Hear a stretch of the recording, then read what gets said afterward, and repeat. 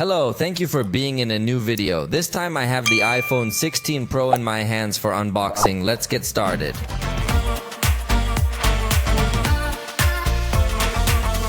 Let's all be honest, it's going to be a short unboxing in terms of unboxing, so we'll bring in some special guests as usual to make the unboxing a little more fun and enjoyable.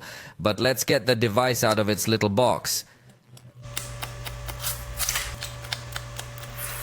Okay, here we have the device. The first impression I get is that the glass reflects quite a bit more than I would like. So right away we bring in our first guest of the evening, the Galaxy S16 Ultra, just so you can see the difference in the reflection of its screen. I think it does manage to contain them better, and that causes the black color of the screen to be much deeper as well. Notice that in this case on the iPhone you see the reflection of the ceiling, for example. In that sense, I like much better the implementation that Samsung has done in its Ultra model. But let's turn this device on and see what else comes around here in the box before we pay more attention to the specs we find. And well, as you notice, we'll find the cable coiled up in a very elegant way. There's no denying that. Apple always does an excellent job in everything that has to do with product packaging. Notice that it comes with this, which we can easily release with a little bend, and we can access the cable. In fact, Apple brags very much that their packaging has virtually no plastic at all. So this is how we place the cable and the key to extract the SIM card tray. It will obviously be a USB-C to USB-C cable, and I like that it is a cable that we could call a braided cable, which will be a little more difficult to break compared to traditional cables. In that sense, Apple is also applauded to integrate us a good quality cable. But on the other hand, we can't find a charger. That's something we are already used to. Well, they don't even include stickers anymore, although it seems to me that you can order them at the Apple Store if there is an Apple Store in your city. So we are only going to find here a small quick guide with a pretty nice capsule design, in fact. The funny thing is that they're loose leaf, so we have a lot of little sheets and little pieces of paper. This is all regulatory information though. So we definitely wish Apple did include charger, at least in the box. It reminds me, for example, that Motorola is including charger and wireless headphones plus case.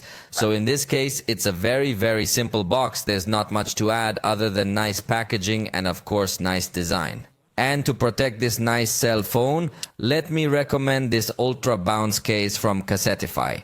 It's the new generation of their toughest case. If you want to make sure that this device will remain intact despite multiple drops, this is the best choice. It is capable of exceeding 10 times the military standard, ensuring that it withstands drops of 10 meters.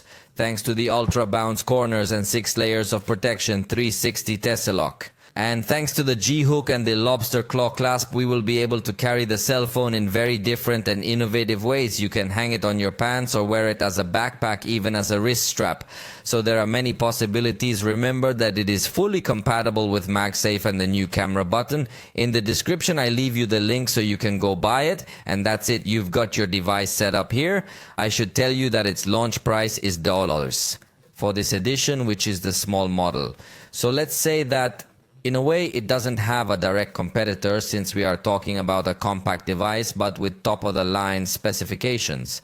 For example, if we wanted to compare it with a guest that we have here, which is the Galaxy S24, note that they have a very similar size. However, in this case, Samsung is not putting the most advanced photographic system that it has because that is reserved for the Ultra model.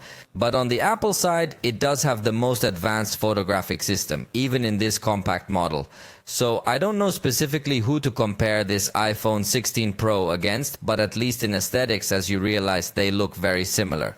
Only Apple uses titanium in these frames, while Samsung reserves titanium only for the Ultra model, and in this case we see an aluminum frame. However, in both cases we see 3 cameras, ultra-wide, main and zoom.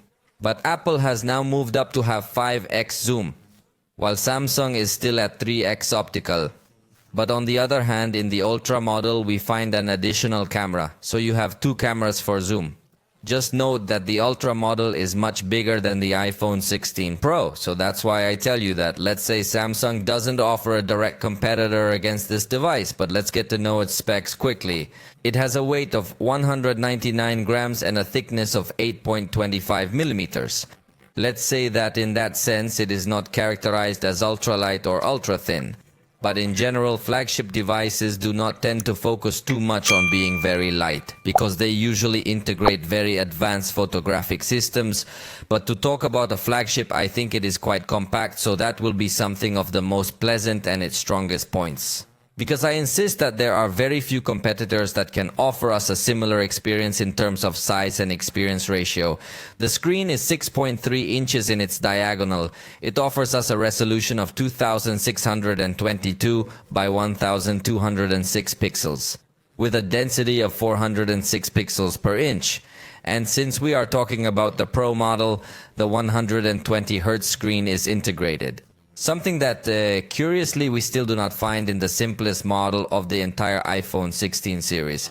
So, the screen definitely that will be very good in virtually every way. Also, this generation has smaller bezels. But for you to see the difference, we brought the iPhone 15 Pro, which is the past generation. In fact, note that the last generation was even more compact. This new generation is slightly taller. Notice in the last generation the bezels feel a hell of a lot thicker. I think that's a major change. And well, it's trying to transfer the males because I brought the iPhones closer together. But like I tell you, the bezels are much smaller this generation and it looks really nice. That's one section that actually looks like a simple change for a lot of people. But on a technical and engineering level, I think it's pretty amazing that they managed to have such reduced bezels. That's something to applaud because even the bottom bezel is also super thin. And of course we will find stereo sound with one speaker on the bottom and another speaker in the earpiece area for calls. So we don't find 100% symmetrical sound. I think that's something we could ask for from a device that's looking to be the most premium thing out there. This display can reach up to 2000 nits when you're outdoors, so the display is going to be very good.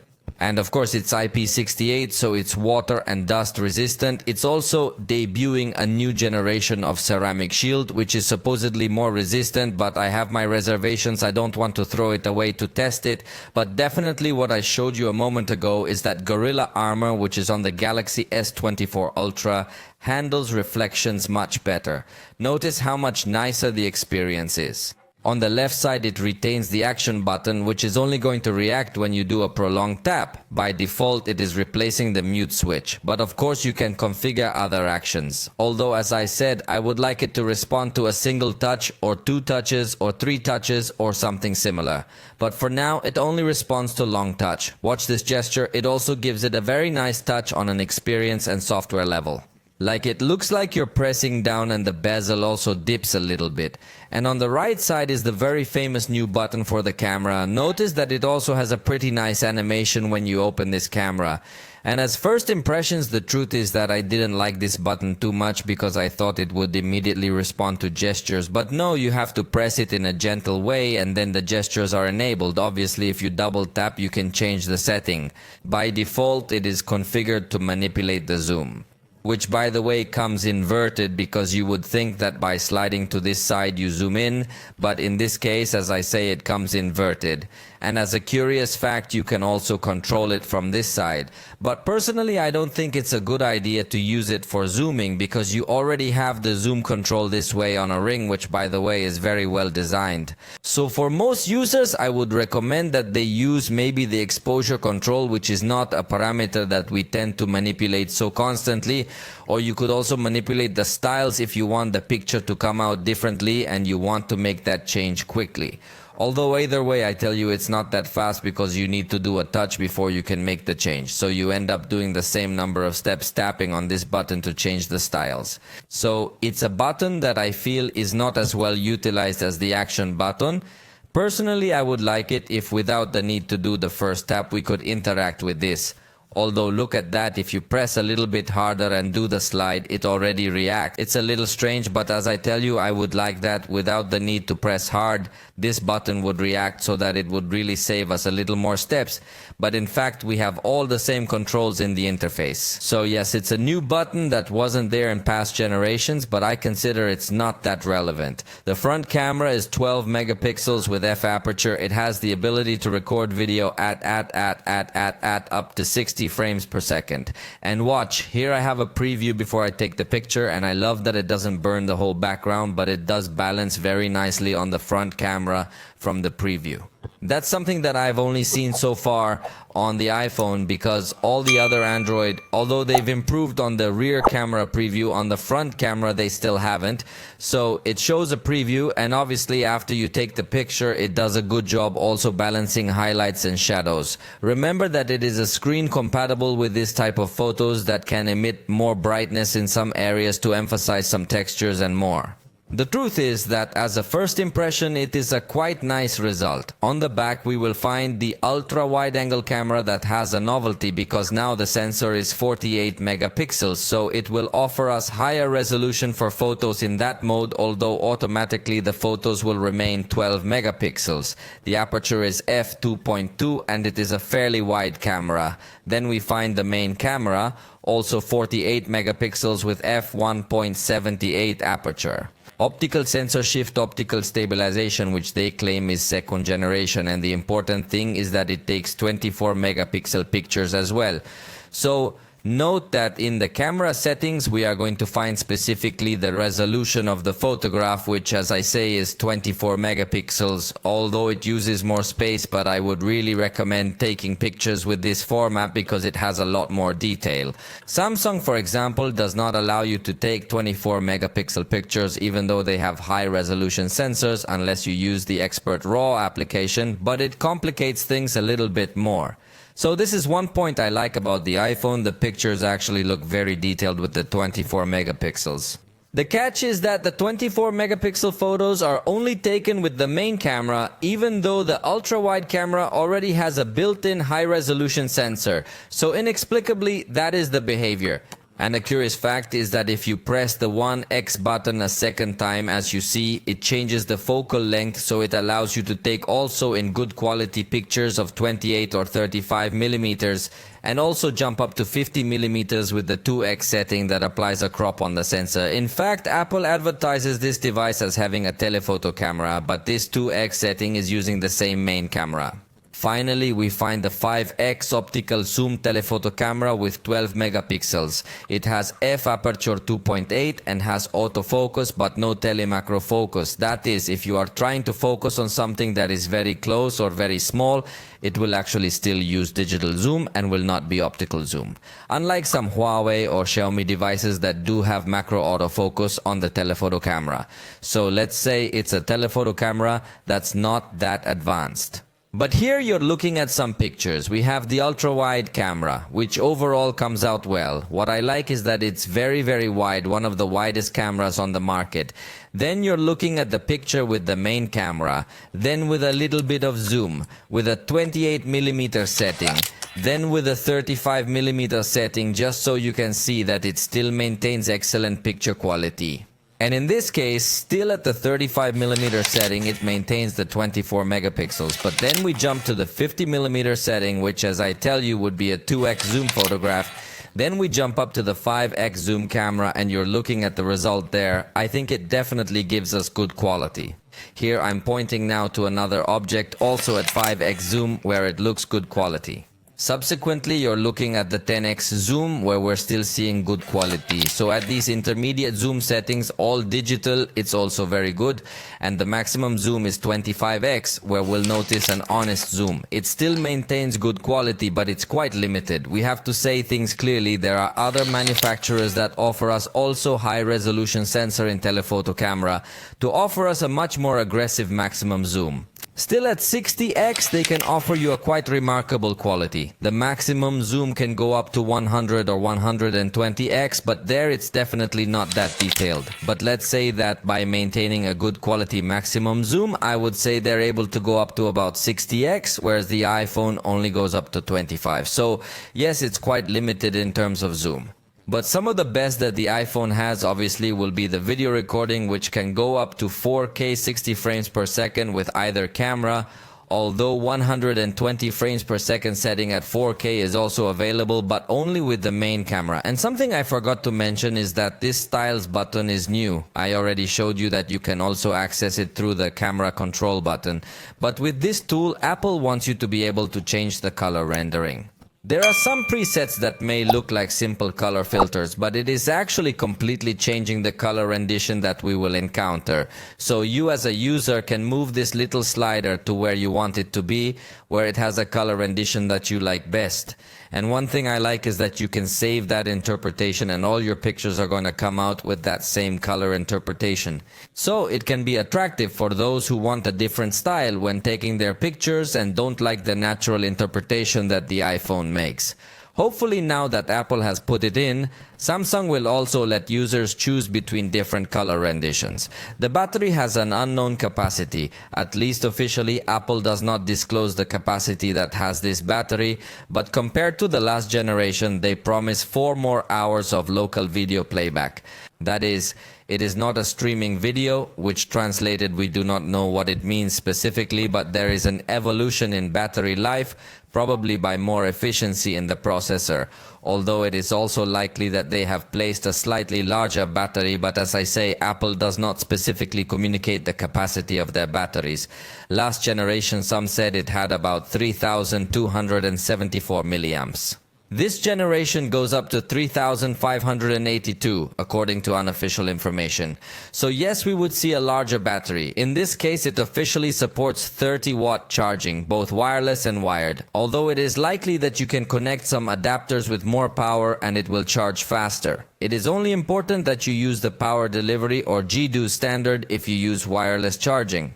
However, it still doesn't integrate reversible wireless charging, so you can charge the AirPods or the Apple Watch, which I would consider quite useful, but it's not available here.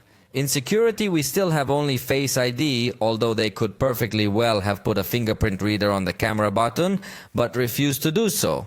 The storage of the simplest model is 128 gigabytes. This is a bit crass. Most manufacturers start at this price point at 256 gigabytes and several give you up to 512 gigabytes of internal storage, but Apple is still way behind in that regard.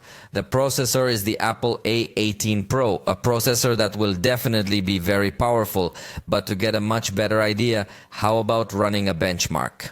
But to make things even more fun, we're also going to run that same benchmark on the iPhone 15 Pro, which is the last generation, the Galaxy S24 in its compact model, and the Galaxy S24 Ultra. So specifically, we have the Apple A17 Pro, Apple A18 Pro, Exynos 2400, and Snapdragon 8 Gen 3. We're going to run the CPU benchmark, and I'm going to get back with you when this benchmark is finished on all the models. So we've got the outcomes right here. Observe, the one that came out with the lowest score was the Exynos 2400, then it's neck and neck with the Apple A17 Pro and the Snapdragon 8 Gen 3. And evidently the winner has been the brand new Apple A18 Pro. In this case, we're solely evaluating CPU power. So let's leave Exynos out of the competition and now let's compare the GPU. We are going to use the same application. In the case of Android, it has 2 libraries, so we're going to use Vulkan, and we're going to wait for them to finish, and then I'll get back to you. And here we have the GPU result already. Again, Samsung lost out, and in this case, it was also beaten by the iPhone 15, and of course the new iPhone 16 as well. It's definitely a powerful processor, although this new generation has focused especially on making it possible for artificial intelligence models to run directly on the phone locally without the need to send things to the cloud. Not all AI models will run here, but some will.